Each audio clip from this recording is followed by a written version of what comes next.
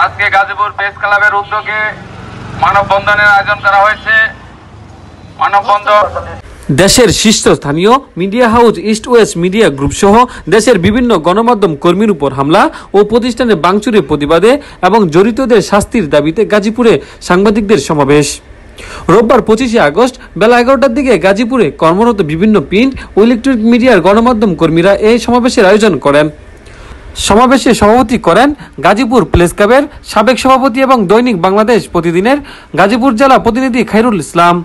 এই সময় বক্তব্য রাখেন গাজীপুর প্রেস ক্লাবের সভাপতি ও দৈনিক জনকণ্ঠের স্টাফ রিপোর্টার মুস্তাফিজুর রহমান টিটু, সাধারণ সম্পাদক ও দৈনিক যুগান্তরের জেলা প্রতিনিধি শাহ শামসুল হক রিপন, সাবেক সভাপতি ও দৈনিক ইত্তেফাকের জেলা প্রতিনিধি মুজিবুর রহমান, সাবেক সাধারণ সম্পাদক মোহাম্মদ আলমগীর হোসেন, কালের কণ্ঠের নিজস্ব প্রতিবেদক শরীফ আহমেদ শামীম, সাংবাদিক রুহুল আমিন সজীব, রেজল বাড়ি বাবুল, রিপন আনসারি, আফজাল হোসেন, মাহবুব হোসেন মেহেদি, মোহাম্মদ জাহাঙ্গীর আলম প্রমুখ।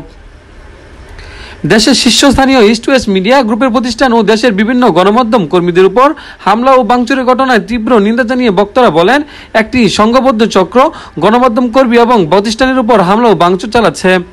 হামলাকারীরা সাধারণ ছাত্র ও জনতার উপর ধূস চাপিয়ে দিতে এ ধরনের ন্যাক্কারজনক ঘটনা ঘটাতে পারে।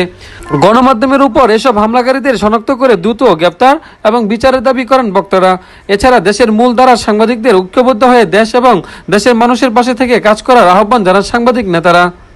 দর্শক, আবারও দেখা হবে নতুন কোনো তথ্যচিত্রে বা গুরুত্বপূর্ণ নিউজে।